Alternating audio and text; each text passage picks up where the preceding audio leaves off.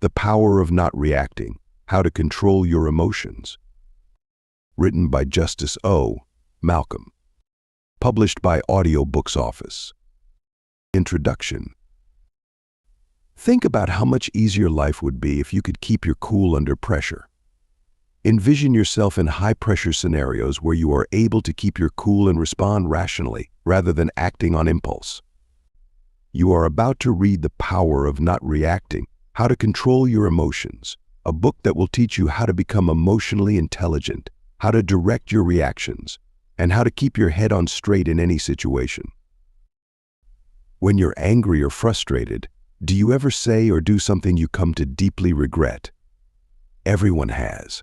When we let our emotions control us, we could act rashly, which isn't always a good thing. Is it possible to alter it, though? Imagine for a second a world where you could control your reaction instead of just reacting without thinking. Acquiring that priceless talent is within your reach with the help of this book. Our journey begins by understanding the importance of emotional control. Emotions are a natural and vital part of being human, but when they take the driver's seat, they can lead us astray. This book will help you recognize the triggers that spark emotional reactions and provide you with strategies to manage those emotions effectively. By gaining control over your reactions, you'll be able to handle challenges with grace and make decisions that reflect your true intentions. The first step is recognizing the difference between reacting and responding. Reacting is often a knee-jerk, automatic response driven by emotion, while responding involves thoughtful consideration and deliberate action. This book will teach you how to shift from reactive to responsive behavior by cultivating self-awareness and mindfulness. You'll learn how to pause in moments of stress, giving yourself the space to choose a response that aligns with your goals and values. We will now explore mindfulness in further detail. To maintain emotional regulation, one must practice mindfulness, which is paying attention in the here and now without letting one's thoughts and feelings take over. This book provides easy-to-implement mindfulness practices that you can use every day to become more self-aware and less reactive to your feelings. Being attentive can help you get the composure and perspective you need to face any obstacle head-on. An additional effective method for dealing with emotions is breathing exercises. The physiological response to stress is to tighten up and breathe more shallowly, which in turn makes you feel even more anxious. In order to help you respond thoughtfully, reduce stress, and relax your nervous system, this book will walk you through easy breathing exercises. The book also explores the importance of understanding the root causes of your emotional reactions.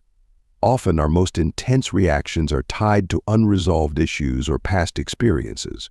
By identifying these underlying triggers, you can address them directly, reducing their power over your emotions. This book provides exercises for uncovering and healing these emotional wounds, allowing you to respond more calmly and rationally in the future.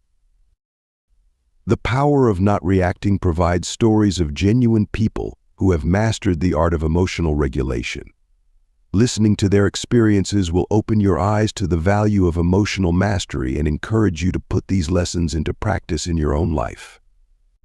You'll find that your relationships, decision-making, and overall quality of life are all enhanced when you learn to control your emotions. The ability to manage your emotions is something you possess. So keep that in mind as you set out on this path. A life of calm, clarity, and meaning may be yours when you master the art of non-impulsive response.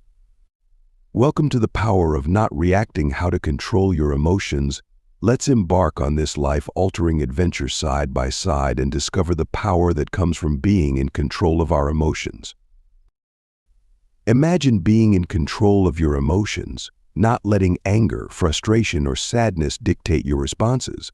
It's not just about suppressing emotions, but understanding them, regulating them, and using them wisely.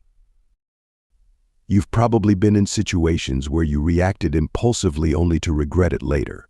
But what if you could train yourself to respond rather than react, to stay calm despite the chaos around you?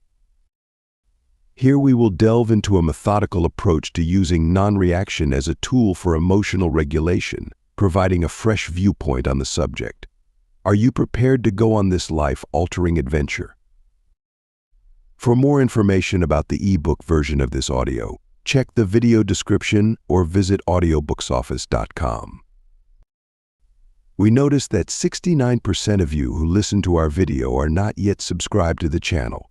Please help support the channel by hitting the subscribe button and liking the video. Thanks for inspiring us to create more content for you. Chapter 1. Understanding emotional triggers. Ever wondered why certain situations or comments instantly make you angry, sad, or anxious? You're not alone. These sudden emotional reactions are often caused by what are known as emotional triggers. Understanding these triggers is the first step towards gaining control over your reactions. Emotional triggers are basically events, conversations, or even people that spark intense, often overwhelming emotions within us. They're deeply personal and are often linked to past experiences or deeply ingrained beliefs about ourselves or the world around us. For example, if you were bullied in school, a colleague's offhand remark might trigger feelings of insecurity and fear. Or, if you've grown up feeling ignored, being overlooked in a conversation might trigger feelings of anger or resentment. However, it's important to remember that these emotions aren't necessarily a reflection of the present moment or reality. They're more like echoes of past experiences. Recognizing this can be incredibly freeing. It can help you understand that you're not reacting to the current situation, but rather to a memory or a fear. Understanding your emotional triggers isn't about placing blame on others. It's about gaining insight into your own emotional landscape. By becoming aware of what sets you off, you can start to take control of your reactions.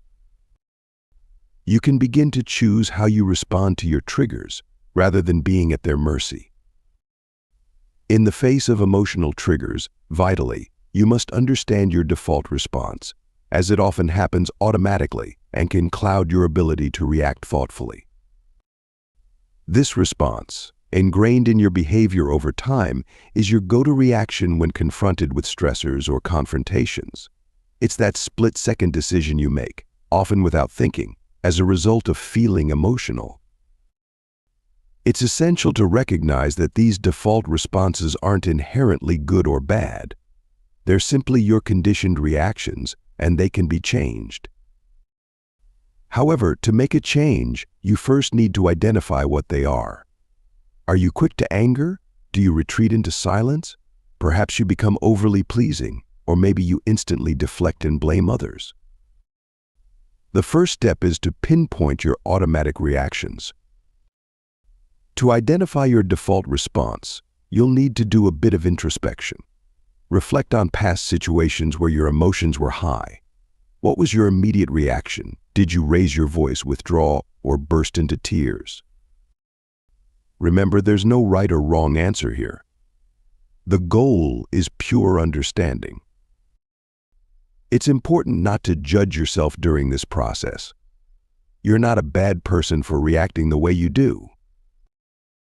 These responses have likely served you in some way, possibly as a protective measure. But by identifying them, you open the door to gaining more control over your emotional reactions in the future. It's a vital step in harnessing the power of not reacting. Chapter 2. Recognizing the physiological response. As you plunge deeper into your emotional responses, you'll begin to notice the physical signs that accompany them, providing further insight into this automatic process. These physiological responses may include an increased heart rate, shallow breathing, or even a sense of unease in your stomach. It's vital to understand that these physical reactions aren't just random occurrences, they're your body's way of signaling that something is stirring emotionally. Recognizing these bodily cues is like learning a new language, the language of self-awareness. It's not easy, but it's worth it. At first, you might struggle to differentiate between the physiological responses to different emotions.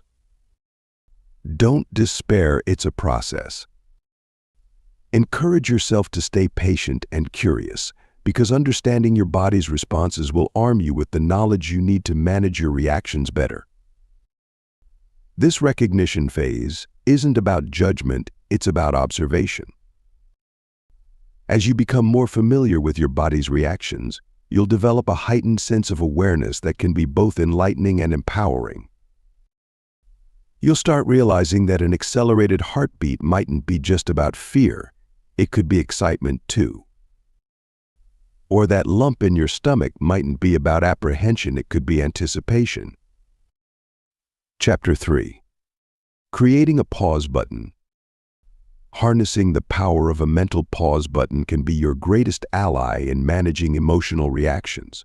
This pause button isn't a physical entity, but a mental construct that you can create, modify, and use to your advantage.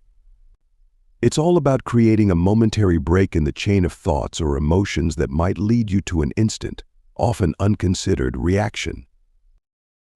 Picture this pause button as a stop sign that pops up in your mind when you start feeling overwhelmed or reactive.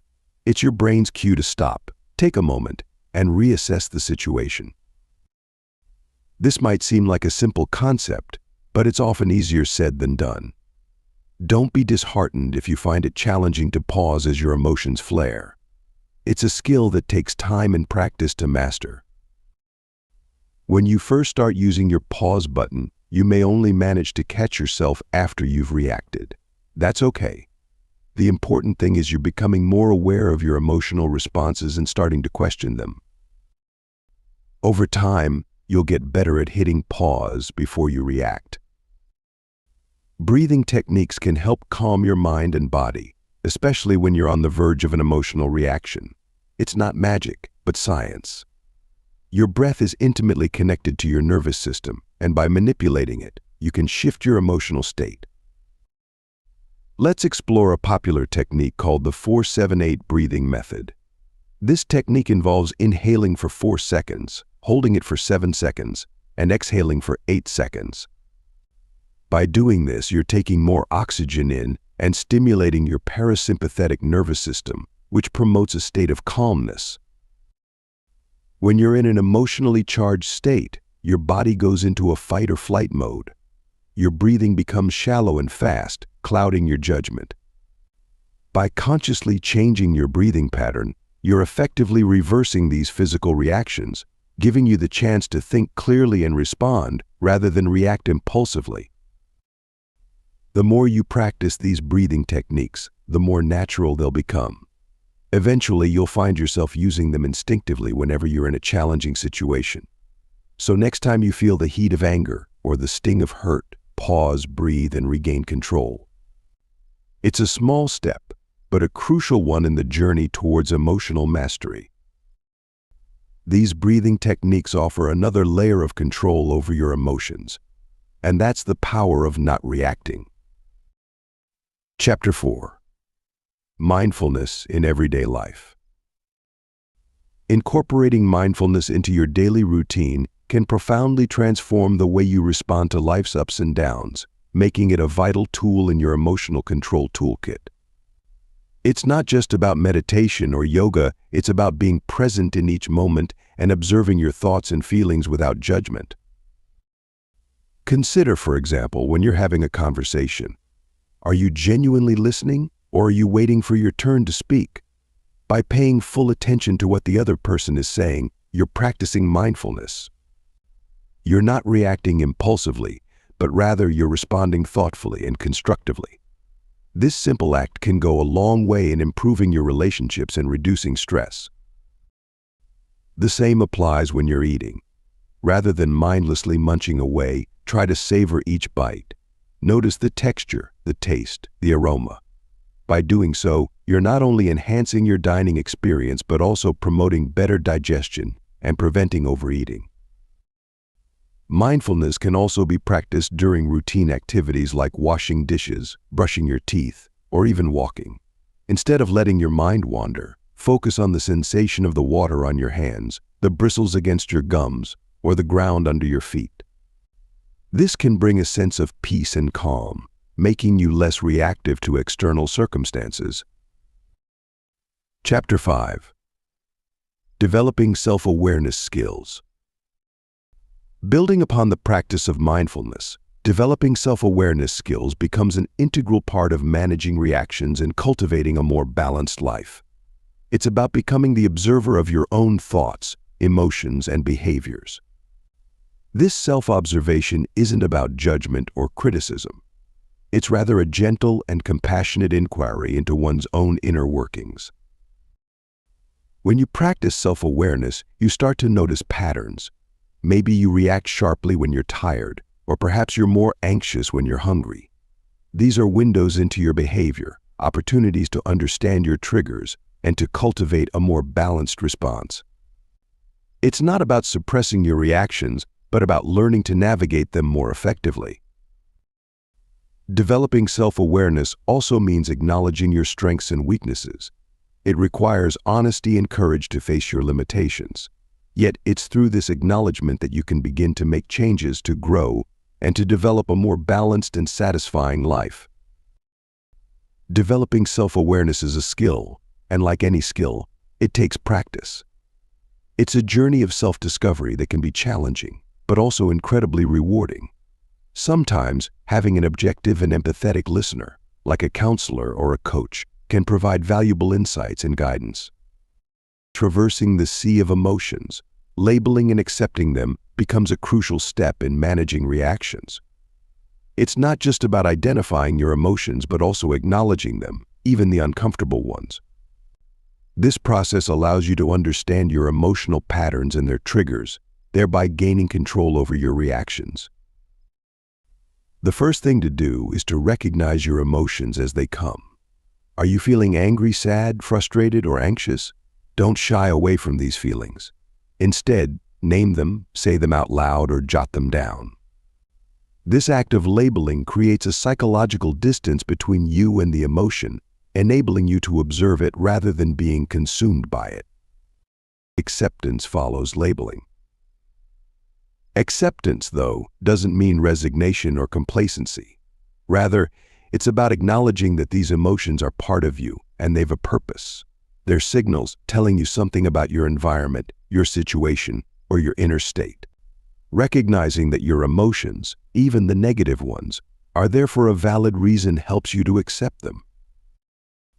Remember, accepting your emotions doesn't mean you have to act on them. You're allowed to feel angry without lashing out, to feel sad without sinking into despair. Acceptance simply provides the clarity to understand these feelings, lessening the power they've over your reactions. Labeling and accepting emotions is a skill that takes practice. But with time and patience, you'll find that this process can lead to profound personal growth and improved emotional control. It's a pivotal step in harnessing the power of not reacting. Chapter 6. Reframing negative thoughts. After mastering the art of labeling and accepting emotions, it's time to tackle another essential skill: reframing your negative thoughts. This mental exercise requires you to consciously choose a positive or neutral interpretation over a negative one. It's about transforming your perspective to see situations from a different, more empowering angle. Consider this: you're stuck in traffic and you're late for a meeting. The frustration surges, and you think, "This always happens to me. Why do I have such bad luck?" This is a negative thought process that can spiral out of control, leading to heightened stress and anxiety. However, by reframing, you might think instead, "This traffic gives me time to relax and listen to my favorite podcast before the meeting." Reframing isn't about denying reality or avoiding negativity. It's about widening your viewpoint, acknowledging the existence of different perspectives, and choosing the one that serves you best. Negativity can limit your potential and rob you of the joy in your life. By reframing, you're not only changing your thoughts but also your emotional response to situations. Often, the world isn't as you see it but as you interpret it. Reframing provides a way to shift that interpretation to a more positive or neutral one, which can be incredibly liberating. It's about controlling what you can, your thoughts and emotions, and letting go of what you can't. This is the true power of not reacting, and it's a skill that can profoundly improve your emotional well-being. Chapter 7. Practicing Empathy and Compassion. While mastering the art of reframing your negative thoughts gives you control over your emotions, practicing empathy and compassion allows you to extend that control in understanding and responding to the emotions of others. These twin virtues, empathy and compassion, are the gateways to emotional intelligence, enabling you to connect with others on a deeper level. Empathy, the ability to understand and share the feelings of others, isn't an innate skill. It's something you can develop, like a muscle. Start by actively listening. When someone shares their feelings, don't just hear the words. Listen for the emotions behind them. Validate those emotions, even if you wouldn't feel the same way in that situation. Remember, it's not about you, it's about them. Compassion, on the other hand, goes a step further. It's not just understanding someone's pain, but wanting to alleviate it. To cultivate compassion, try to put yourself in the other person's shoes. Imagine what it's like to be them, to feel their pain, their joy, their frustration. It's essential to remember that practicing empathy and compassion doesn't mean you're responsible for fixing others' emotions. Your role is to understand, validate, and share in their emotional experience. This practice can help you respond rather than react to emotional situations, giving you greater control over your own emotions and interactions. Chapter 8. Taking responsibility for reactions. In your journey towards emotional intelligence, owning your reactions is a critical step, as it empowers you to manage not just your emotions, but also the way you express them. Recognizing that you're the one in control of your reactions, not the situation or the person who might have triggered them, is key to developing emotional stability. This is a vital necessity, but it's a journey worth taking. Think about your usual reactions to different situations. Are they truly serving you? Often we react impulsively, driven by instinct or habit, without considering whether our response is beneficial or destructive. You have the power to change this. By acknowledging that your reactions are your responsibility, you can begin to choose responses that align with your values and goals. This doesn't mean suppressing your emotions. It's about understanding them, processing them, and then deciding how best to express them. It's about learning to pause before reacting, creating a gap where choice resides. This pause allows you to respond rather than react, to choose understanding over judgment, and patience over frustration. Taking responsibility for your reactions also involves accepting the consequences of your actions. If your reactions have caused harm, making amends is crucial, and making amends where possible. This not only helps to mend relationships, but also reinforces your commitment to self-improvement. Chapter 9. Building Emotional Resilience. Building emotional resilience, your armor against life's challenges, requires a deep understanding of your emotions and a commitment to navigate through them, rather than around. It's about developing a robust emotional immune system that can withstand stress, adversity, and hardship. The ability to bounce back and recover from emotional setbacks is vital for maintaining your mental health and overall well-being. Firstly, let's recognize that emotional resilience isn't about avoiding or suppressing your feelings. On the contrary, it's about acknowledging them, understanding their origins, and learning how to manage them effectively. You can't control the waves, but you can learn how to surf. Secondly, emotional resilience is about flexibility and adaptability. Life doesn't always go as planned, and that's okay. It's how you react to these unexpected changes that matters. Can you adapt, adjust, and find a way to thrive, even when things don't go your way? Finally, building emotional resilience involves cultivating a positive mindset. This doesn't mean you have to be cheerful all the time. It means you're able to hold on to hope and optimism, even in the face of adversity. It's about focusing on what you can control and letting go of what you can't. Chapter 10. Learning to forgive quickly. Another key strategy in bolstering your emotional resilience is learning to forgive quickly, a step that's often challenging yet incredibly liberating. It's not about dismissing the wrong or pretending it didn't hurt. It's about freeing yourself from the heavy burden of resentment and anger that weighs you down. When you hold on to grudges, you're not punishing the other person, you're punishing yourself. Your mind becomes a battleground of negative emotions, draining your energy and focus. But when you choose to forgive, you regain control. You're not forgiving for their sake, but for your own peace of mind. To master forgiveness, start by acknowledging the hurt. It's okay to feel wronged, it's a natural reaction. But don't let these feelings fester. Reflect on the situation objectively, without letting emotions cloud your judgment. Ask yourself, is holding on to this grudge benefiting you in any way? Then, make a conscious decision to let go. It's not easy, and it doesn't happen overnight. It's a process. Remind yourself that everyone makes mistakes, including you. Understanding this can make forgiveness feel less like a concession and more like a gift of kindness to yourself. Lastly, practice empathy. Try to see things from their perspective. This doesn't mean you're justifying their actions, but merely understanding them. This shift in perspective can be a powerful catalyst for forgiveness. Chapter 11. Letting go of ego and pride. Shedding the weight of your ego and pride can profoundly transform your emotional landscape, making you more receptive, empathetic, and resilient. Ego and pride often serve as a protective armor, defending against perceived threats and vulnerabilities. However, they can also become barriers, preventing you from acknowledging your mistakes and obstructing your ability to connect with others on a deeper level.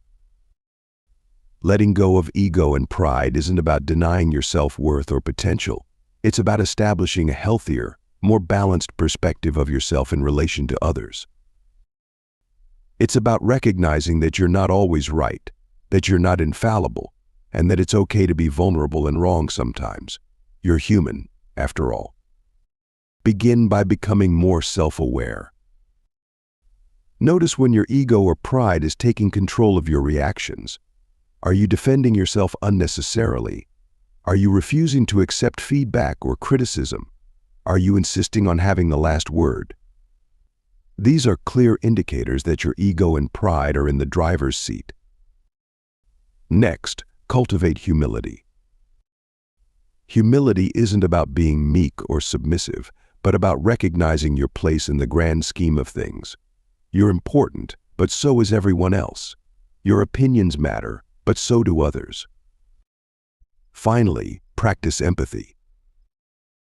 Put yourself in others' shoes and try to understand their perspectives. This can help you become less defensive and more open to different viewpoints. Letting go of ego and pride is a continuous journey, not a one-time event. It requires patience, humility, and most importantly, a willingness to change. But the rewards improved relationships, better self-control, and increased emotional intelligence make the effort worthwhile. Chapter 12. Cultivating gratitude daily.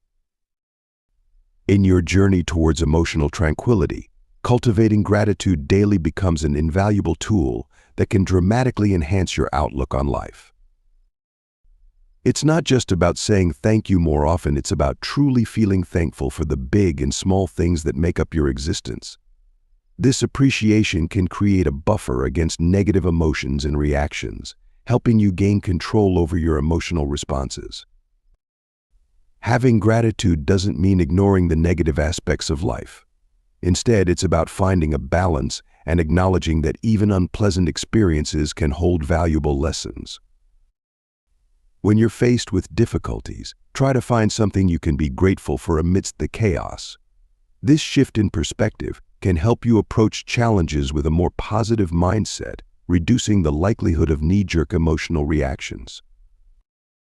To cultivate gratitude, it's helpful to make it a daily practice. You might keep a gratitude journal where you jot down a few things each day that you're thankful for. Over time, you'll find that this practice helps you to start naturally noticing the positive aspects of your life. You're not just jotting down words, you're rewiring your brain to focus on the good instead of dwelling on the bad. Chapter 13. Improving communication skills. Mastering the art of communication can substantially enhance your ability to maintain emotional balance and foster healthy relationships. This skill isn't innate, but it's something you can cultivate and refine over time. It requires a certain degree of self-awareness, empathy, and patience. Firstly, the cornerstone of effective communication lies in active listening. It's about truly hearing what the other person is saying, rather than just waiting for your turn to speak. This showcases respect and acknowledgement, which can pave the way for open and honest dialogue. Secondly, you should aim to express your feelings and ideas clearly and assertively, but never aggressively. This distinction is vital. Assertiveness involves standing up for your rights without violating others, while aggression disregards the feelings and needs of others. Your words carry weight, so choose them wisely. Furthermore, nonverbal communication can be just as, if not more, important as what you say. Your body language, facial expressions, and tone of voice send signals about your emotional state. Seek to verify that these align with your verbal messages. Finally, remember that communication isn't a one-off event. It's an ongoing process that needs regular practice. Be open to feedback, and don't be afraid to admit when you're wrong. This shows maturity and a willingness to grow, which can strengthen your relationships and help you control your emotions more effectively. In the end, remember that improving your communication skills is a journey, not a destination. The more you practice, the better you'll get. So keep at it, and you'll reap the rewards in time. Chapter 14. De-escalating conflicts effectively. When conflicts arise, as they inevitably will, your ability to de-escalate the situation effectively can substantially impact the outcome. De-escalation isn't about winning or losing, it's about transforming a potentially volatile situation into a more manageable one. The first step is to remain calm. Easier said than done, right? However, your calmness can often influence the other person's emotions. Remember, emotions are contagious. If you stay composed, you're subtly encouraging the other person to match your emotional state. Next, listen attentively. It's easy to get lost in our own thoughts during a conflict, but try to focus on the other person's words. Show empathy, not judgment. By doing so, you validate their emotions and demonstrate your willingness to understand their perspective, which can help to cool the situation. Then use non-confrontational language. Avoid absolutes like always or never, which can escalate tension. Instead, use I statements to express your feelings without blaming the other person. For instance, say "I feel upset" when instead of "you always." Finally, suggest solutions. If the other party sees that you're committed to resolving the conflict rather than prolonging it, they're more likely to cooperate. Yet, it's essential to remember that the goal of de-escalation isn't necessarily to resolve the conflict right away, but to prevent it from escalating further.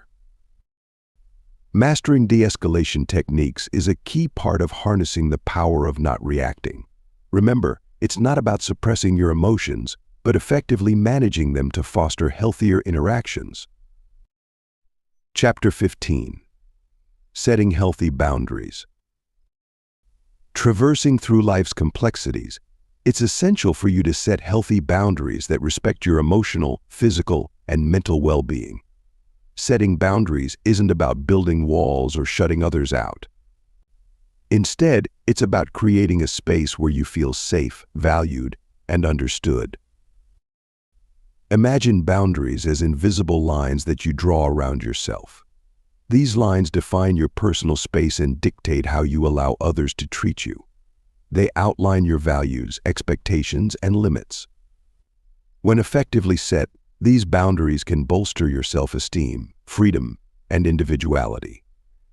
Developing these boundaries begins with self-awareness. You need to understand your feelings, needs, and values. It's about knowing what you can tolerate and accept and what makes you feel uncomfortable or stressed. Once you've identified these, communicate them assertively. Be clear, yet compassionate, and remember, it's okay to say no. It's also crucial to respect other people's boundaries. Understanding and accepting that others have their own limits fosters mutual respect and empathy. It's a two-way street.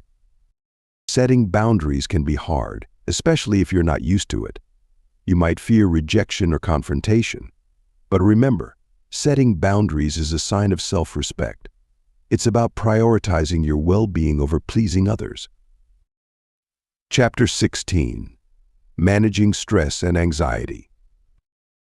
While setting healthy boundaries is a key step towards self-care, learning to manage stress and anxiety also plays a vital role in maintaining your overall well-being.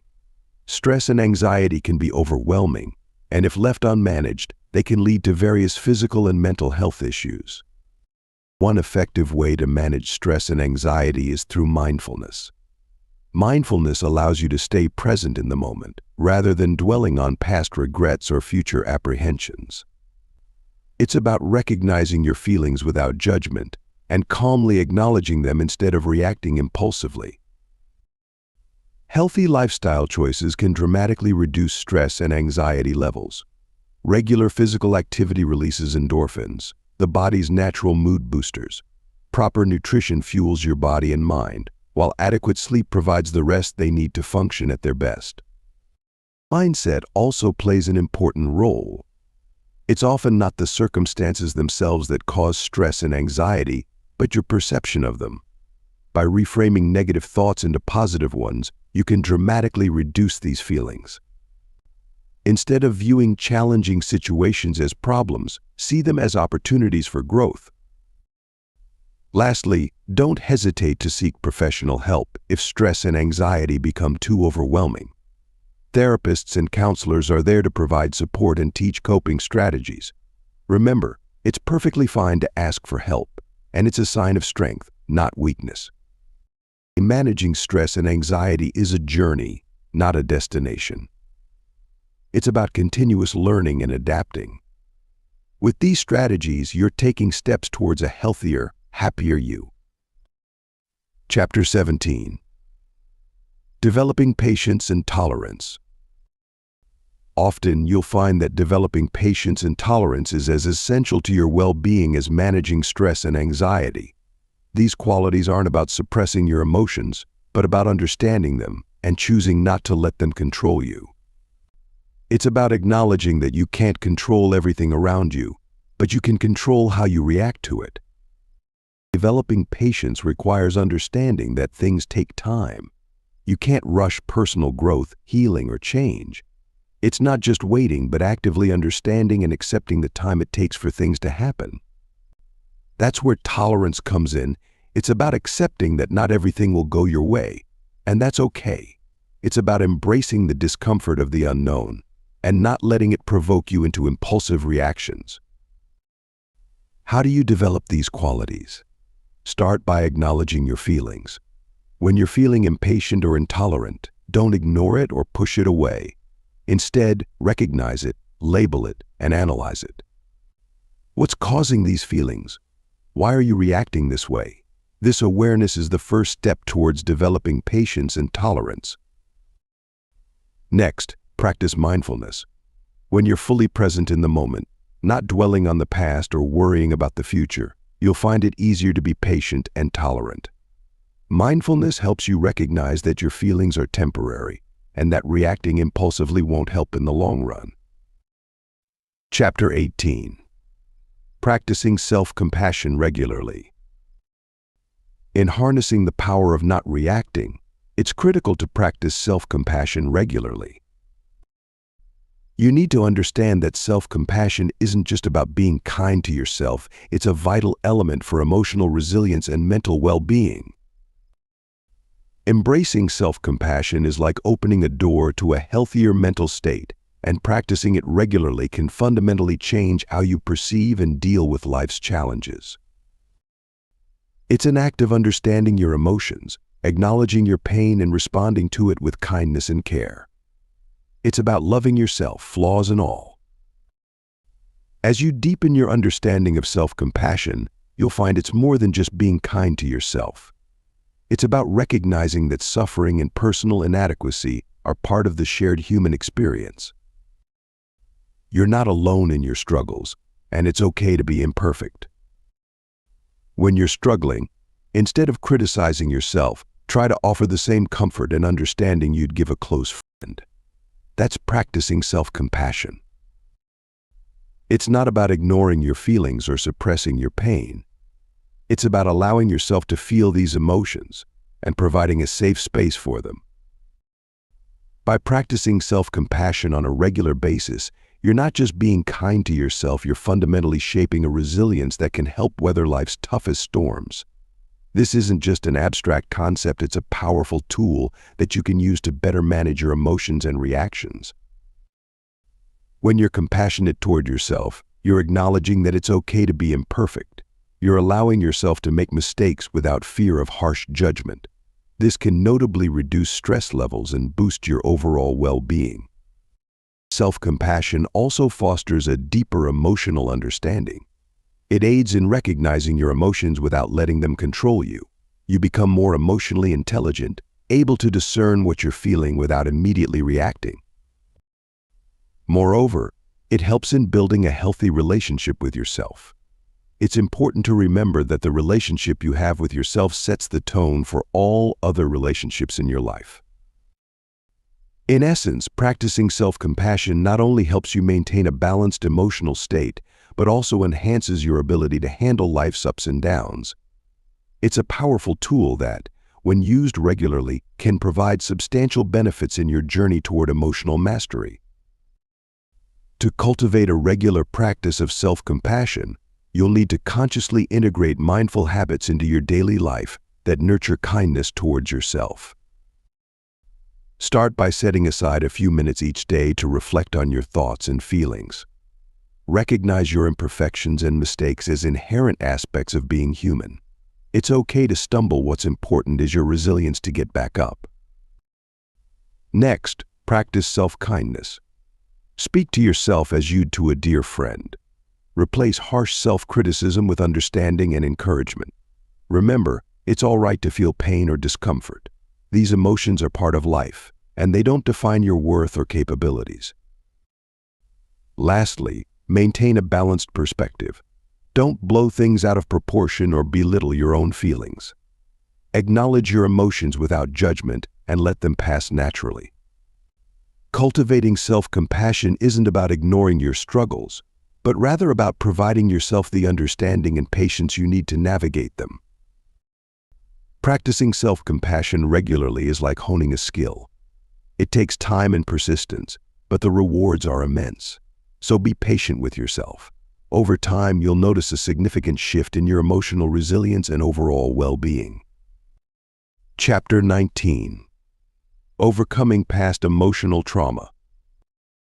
You may have emotional baggage that's been tucked away, but it's crucial to confront this to truly harness the power of not reacting. This doesn't mean letting these past traumas consume you. Instead, it's about understanding them, controlling your emotional responses to them, and ultimately healing. Unraveling the tightly wound threads of past emotional trauma can feel like a formidable task, but it's an essential step in the journey towards healing and self-discovery. It's not about digging up old wounds for the sake of it, but rather to understand the impact they've had on your emotional responses. You're not your past, but your past can influence you. Understanding this is key in unpacking your emotional baggage.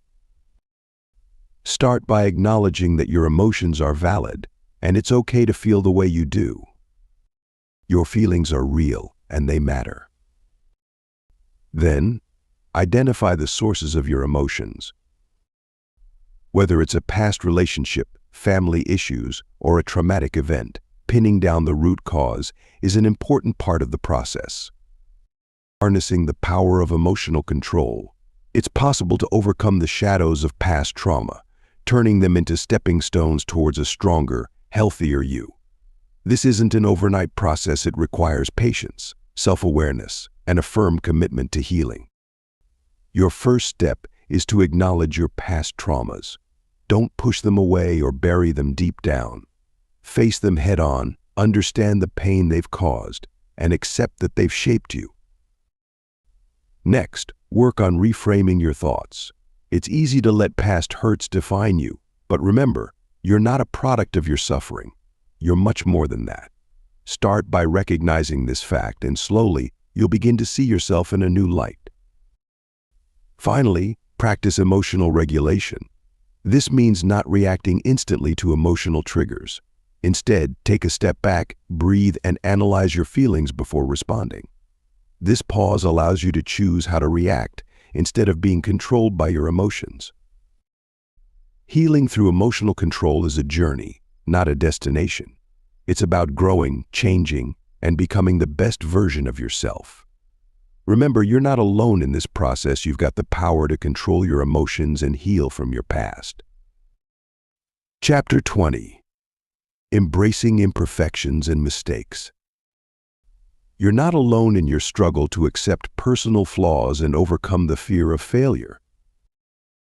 It's a shared human experience, a journey marked by the courage to confront our imperfections and mistakes instead of reacting impulsively or defensively. Embracing these aspects of ourselves, rather than pushing them away, empowers us to grow, learn, and move forward with resilience and grace. Recognizing and accepting your personal flaws isn't only a pivotal step towards self-improvement, but it's also a powerful way to enhance your resilience in the face of life's challenges. We all have imperfections, and that's okay. You're not alone in this journey of self-discovery and acceptance. It's a universal human experience. These flaws don't define you, but how you handle them can. By accepting your flaws, you're acknowledging that you're a work in progress, and that's perfectly fine. You're allowing yourself to be human, to make mistakes, and to learn from them. It's a liberating feeling that fosters personal growth, resilience, and emotional stability. By accepting your flaws, you're acknowledging that you're a work in progress, and that's perfectly fine. You're allowing yourself to be human, to make mistakes, and to learn from them. However, acceptance isn't about complacency. It's not an excuse to stop pursuing improvement. It's about understanding your weaknesses without judgment or self-criticism, and using this awareness to navigate your life more effectively. Let's face it, nobody's perfect, and everyone fails at some point. But it's how you bounce back from these setbacks that truly defines your strength and character. Overcoming the fear of failure begins with acknowledging that it's okay to stumble. It's a fundamental part of learning and growing. Your fear of failure might stem from a deep-seated need for perfection. Remember, imperfection doesn't equate to inadequacy. It's a sign of being human. Instead of dreading mistakes, view them as stepping stones to self-improvement. This mindset shift can disarm the fear, allowing you to approach tasks with a newfound resilience. When you do fail, don't wallow in self-pity or let regret consume you. Reflect on what went wrong, extract the lessons, and then let go. You're not defined by your failures, but by how you react to them. Embrace your imperfections and mistakes. They're not signs of weakness, but evidence of your courage to step out of your comfort zone. By overcoming your fear of failure, you're one step closer to mastering the power of not reacting. You're learning to control your emotions, paving the way for a calmer, more balanced life. Chapter 21. Developing a growth mindset. In your journey to master the power of not reacting, developing a growth mindset is a critical step. It's about understanding this mindset, nurturing emotional resilience, and putting it into practice. Let's explore this together and see how it can reshape your reactions and interactions. While it may seem challenging at first, embracing a growth mindset can substantially enhance your personal and professional development, fostering resilience and a positive outlook towards learning and growth. It's about believing that your abilities can be developed through dedication, hard work, and yes, even failure. It's a concept that shifts your focus from the endpoint to the journey, from the grade to the learning process, from perfection to progress. You'll find that having a growth mindset encourages you to view challenges as opportunities instead of threats. It's not about avoiding difficulties, but rather seeing them as stepping stones towards improvement. It's about being open to feedback and criticism, not as a dismissal of your worth, but as valuable insights for your development. Understanding a growth mindset also means recognizing that effort is key to success. It's not just about talent or intelligence, but the determination to keep going even when things get tough. It's about persisting in the face of setbacks, knowing that they're part of the journey to mastery. Embrace this mindset, and you're already on your way to developing better emotional control. Building emotional resilience goes hand in hand with adopting a growth mindset, offering you the strength to navigate life's challenges with grace and adaptability. It's not about ignoring your feelings or pretending everything is fine. Instead, resilience is about acknowledging your emotions, understanding them, and allowing them to pass without letting them control you. Cultivating resilience begins with self-awareness. By recognizing and acknowledging your emotional reactions, you're taking the first step towards controlling them. It's okay to feel upset, angry, or anxious. These emotions are part of being human. Next, practice self-compassion. Understand that it's okay to make mistakes and have bad days. These experiences don't define who you are. They're merely stepping stones in your journey of growth and self-improvement. Lastly, maintain a positive outlook. Even when faced with adversity, endeavor to find the silver lining.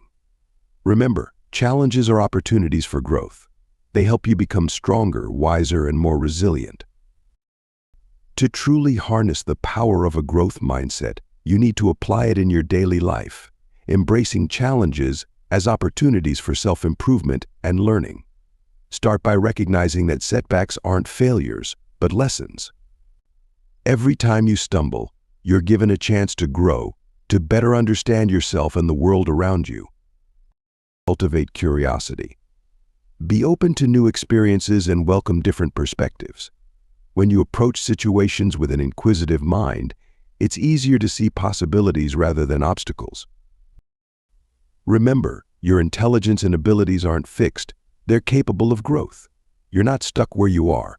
With effort, perseverance, and a positive attitude, you can learn and improve. Don't shy away from constructive criticism. It's not a personal attack, but a tool for growth. Embrace it, learn from it, and use it to propel yourself forward. Applying a growth mindset involves constant practice and patience, but the rewards are worth it. You'll gain better emotional control, become more resilient, and open doors to self-improvement and personal success. The power of not reacting lies within you, and it's time to tap into it. Chapter 22. Maintaining emotional balance. Mastering your emotions allows you to create a stable emotional balance, which isn't only beneficial for your mental health, but also pivotal in the art of not reacting impulsively. This sense of equilibrium allows you to respond, not react, to life's many challenges. It's like being the calm eye at the center of a storm, impervious to the chaos whirling around you. To achieve this balance, you must first understand your emotional triggers. What situations or people provoke intense reactions in you? Once you've identified these, you can work on strategies to manage them.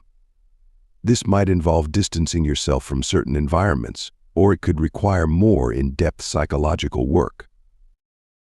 Next, practice mindfulness. Stay present and focus on the here and now. This helps you avoid dwelling on past regrets or future worries, which can easily tip your emotional scale. Remember, you can't control everything around you, but you can control your reaction to them. Additionally, self-care is vital. Eating healthily, getting enough sleep, and regular exercise can stabilize your mood and increase your emotional resilience. Remember, your physical well-being greatly influences your emotional state. Lastly, don't suppress your emotions. Allow yourself to feel and express your emotions in healthy ways. Bottling up feelings can lead to an emotional explosion later on. It's about controlling, not repressing your emotions. Maintaining an emotional balance isn't about avoiding emotions, but rather managing them. It's a journey, not a destination, and it's completely within your grasp. With practice and patience, you can master this skill and harness the power of not reacting impulsively. To master the power of not reacting, it's vital to understand your emotional triggers and learn to pause before responding. Like a knight in shining armor, equip yourself with deep breathing techniques, a growth mindset, and an understanding of your own imperfections. Remember, you're the master of your emotions, not the other way around. So, take charge, cultivate gratitude, and stride into a future where your emotional balance reigns supreme. Thanks for listening to or reading this from Audiobooks Office.